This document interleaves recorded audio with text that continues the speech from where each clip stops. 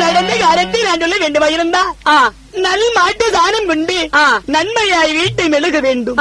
அப்படி சாணமிட்டு பறித்து பிள்ளையார் பிடித்து வைக்க வேண்டும். அந்த பிள்ளையார் மீது அருகு தும்பை கொன்றை அவர் மீது சாற்றி பல கனிகளை எல்லாம் அந்த பிள்ளையார் முன்பதாக வைக்க வேண்டும். ஆகட்டும். அப்படி வைத்த பிறகு நீ புத்தாடையை கட்டி உன் வீட்டு குலதெய்வமாகிய புடவுக்காரியை நினைத்து கைதுலுபி நின்றார். நடந்தது அப்படியே சொல்வீர். அப்படி ஆகட்டும். அடி தாழ்நார்களா அந்த குறைத்து கேட்ட மாதிரி அனைத்து கொண்டு வந்து எல்லாம் கொண்டு வந்து வைத்து விட்டு சீக்கிரமா ஆகட்டும். இதோ தேங்காய் பழம் ஊதுபத்தி கற்பூரம் அம்மணி நல்மாட்டி சாணம் அத்தனையும் கொண்டு வந்து வச்சிருக்கிறேன். குறைத்தி உயர்ந்த கனிவகைகள் எல்லாம் வைத்திருக்கிறார். தேங்காய் பிடித்து வைத்தோம். கற்பூர தெய்வமும் கொடுத்து விட்டோம். அம்மணி உன் வீட்டு புடவைக்காரி நினைத்துக்கொள். அப்படியே நான் என் குல தெய்வத்தை வேண்டி பிறகு நான் குறி சொல்கிறேன்.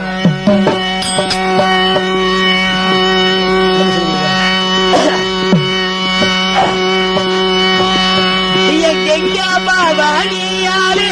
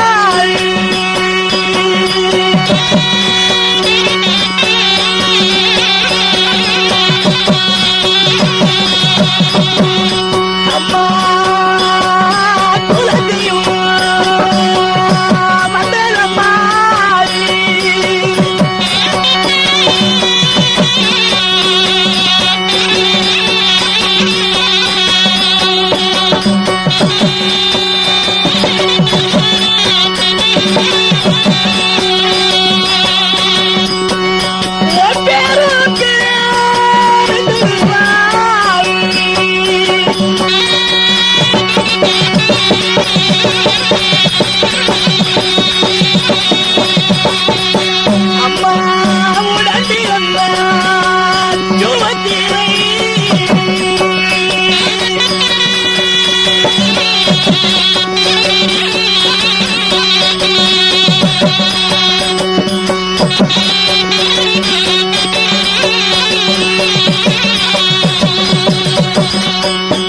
அம்மா உண்டரவே துரியராஜே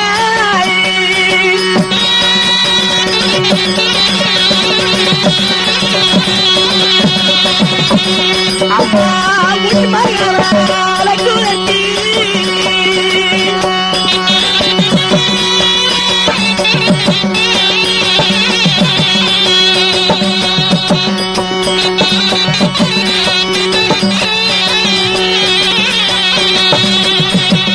அம்மா உண்மையால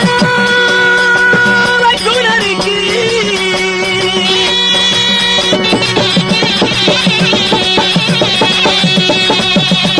அம்மா போடு கல்யாணம் என்று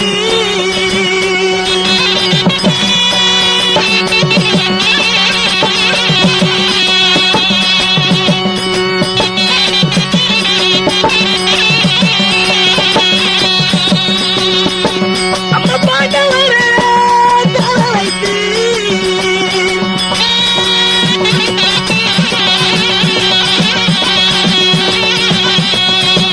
அம்மா சூரியன் மகளையாடி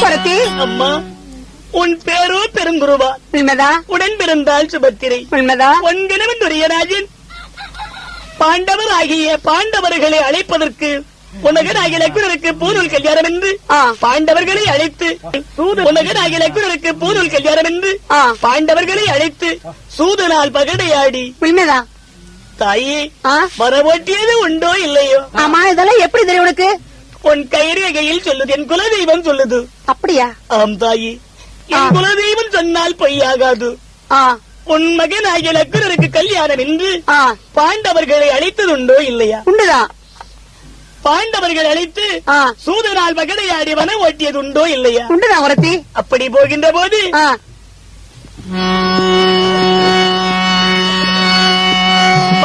பாராஜாவாதாரீரே தாயே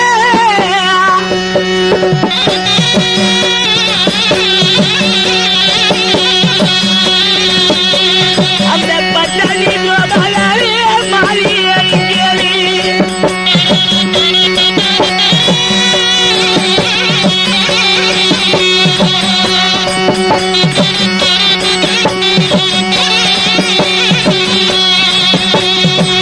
பட்டாளி கோபாலே மாறியே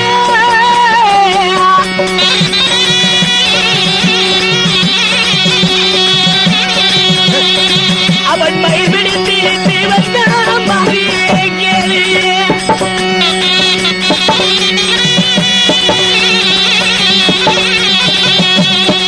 அம்மணி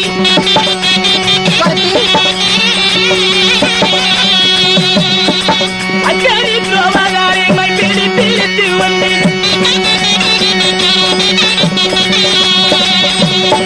ஆராஜாவாதாரியே மொழி தந்து சோதாரம்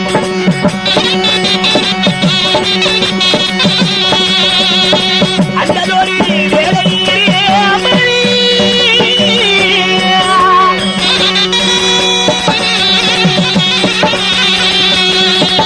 அங்கே மருந்தவரடித்தாய மாறியே கேளி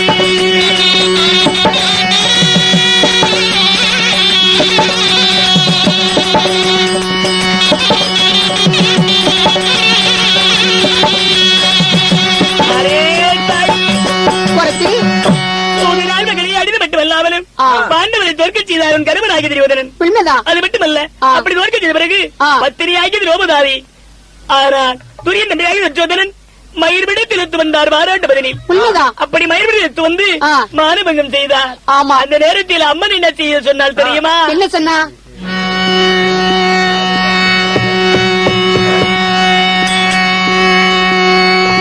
இந்த பாராஜாவாதாரியே மை பேரு திருவந்தாய்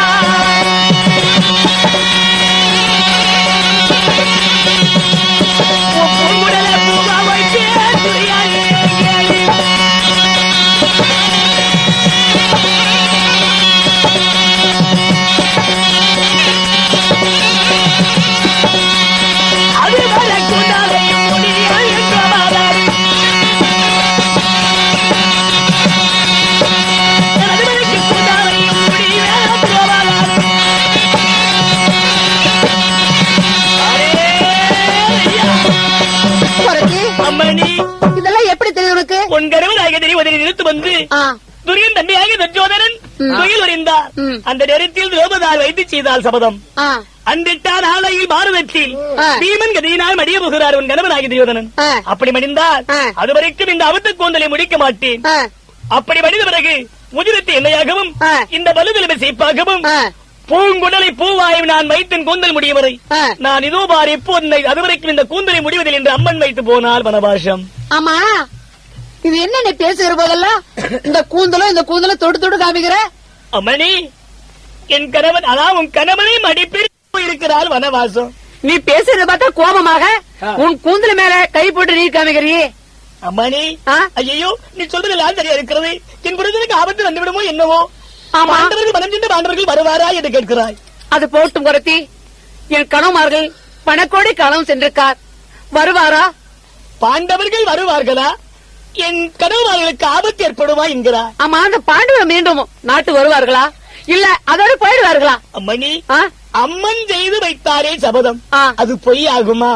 அம்மணி, அப்படினால் பாண்டவர்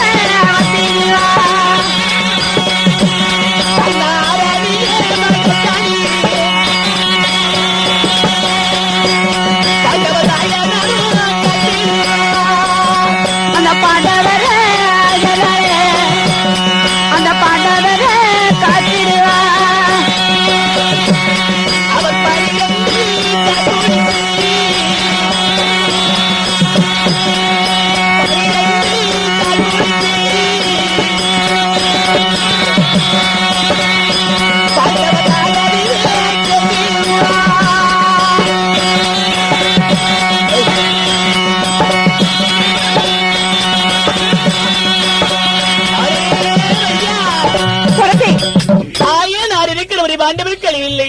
நிச்சயமாய் 12 வர முடிந்து 13 ஓராண்டும் கழித்து 14ஆம் ஆண்டில் நாடு கேட்பார். அப்படியாவில்லை என்றால் உன் கணவர்களுக்கு ஆபத்து. ஐயோ ஐயோ, என் கணவர்களுக்கு ஆபத்தா? உண்மையாக நான் சொல்வதை பொய்யில்லை அம்மா. எப்படி ஆபத்து? நாடு கேட்பார், கொடுக்கவில்லை என்றால் உன் கணவர்களை நிச்சயமாய் கொள்வார்கள். அப்படியா? ஐயோ, என் கணவர்கள் ஐயோ மன்னா.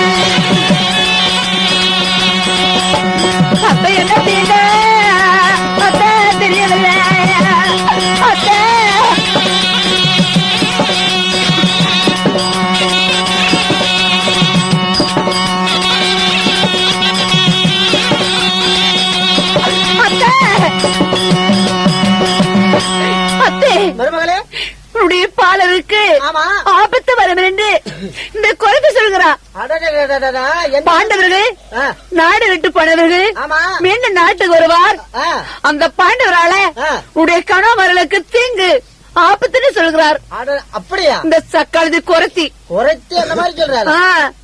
பாரு எப்படிங்கிற சிரிக்கி. ஆ, மருமகளே, எங்க அந்த குறைச்சி எங்க இருக்கிறா? அதா பாரு இங்கதான் இருக்கிறாளா? உண்மைதான்.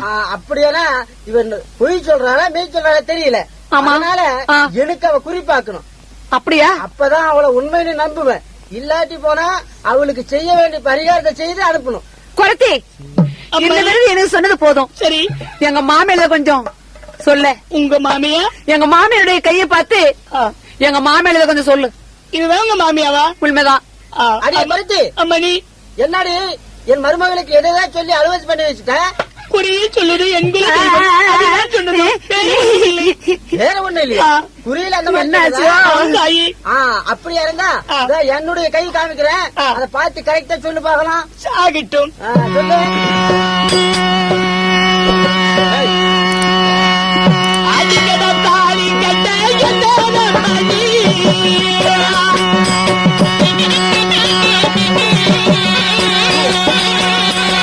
உன்னை அடிக்கட வாழையிட்டால் என்னான மணி.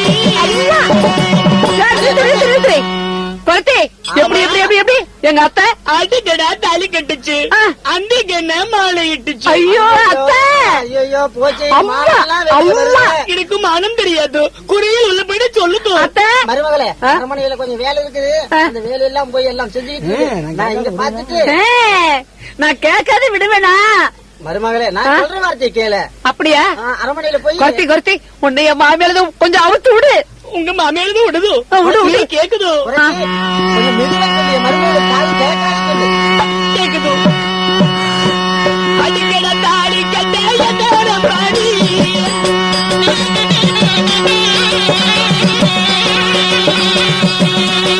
உன்னை அடிக்கட வாழையிட்டால் என்னான மணி.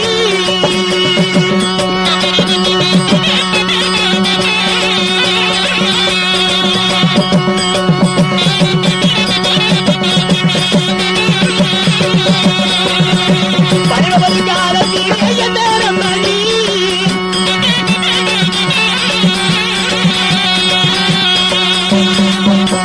நீ ஆசைகளை சென்றரும் என்னான மணி.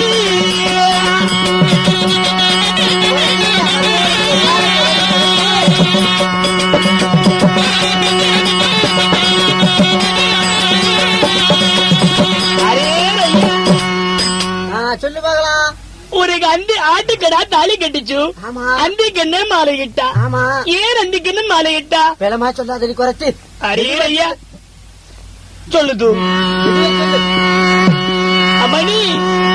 குறைச்சி